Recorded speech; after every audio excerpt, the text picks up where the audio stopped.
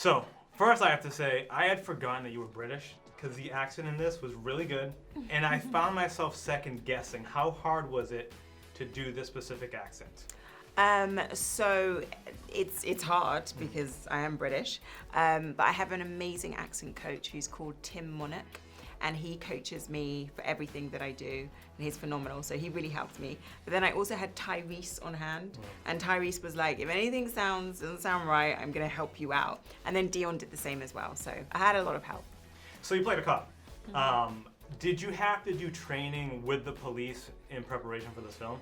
So I did a film early on in my career. It was called Miami Vice, and it was with Michael Mann, and he really likes realism. So he got me out to Miami 2 months before the movie started, and I was training with the police force. I did like practice raid houses, I did gun shooting with them, I even did like a drug sting with the police. So I had a lot of wealth of knowledge to draw on because of that experience. So between that experience and playing a cop now, what's one thing you learned about the police department and people who are officers that you didn't know before?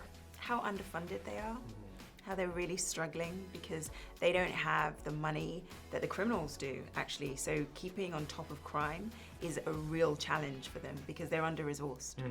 What's one misconception about police that you feel is out there? I don't know, but I feel as though there are lots of people on the police force who come in with really idealistic, you know, very idealistic reasons, and then I think they get jaded by being within the police force.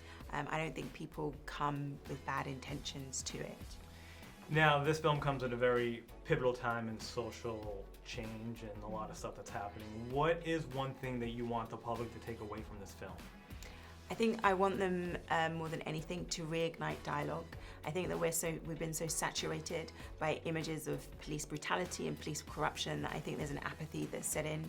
You know, there were marches and demonstrations, and now I feel as though everybody's kind of like, oh, another example of this, and you know, what do we do? And I think I'd like to be part of reigniting that dialogue. Do you find a lot of the similarities back home as well? Yeah, definitely. You know, we have the whole Black Lives Matter movement in the UK. We have multiple deaths that have happened at the hands of the police for, you know, black people in custody who've ended up dead, perfectly healthy before going into custody. And there has not been a single arrest of any police officers in the UK as a result. Okay.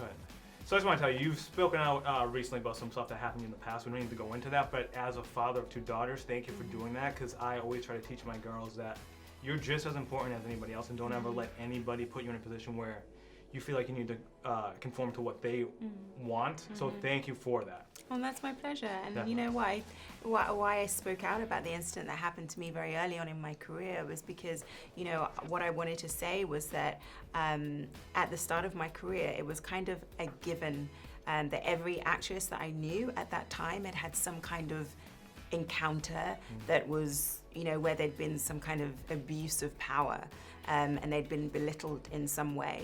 And I really feel that as a result of the Me Too movement that has changed.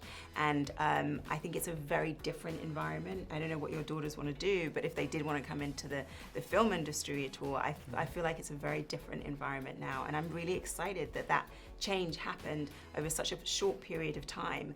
And I'm hopeful that the change can happen within the police force as well, within a similarly short period of time. Thank you again. My pleasure.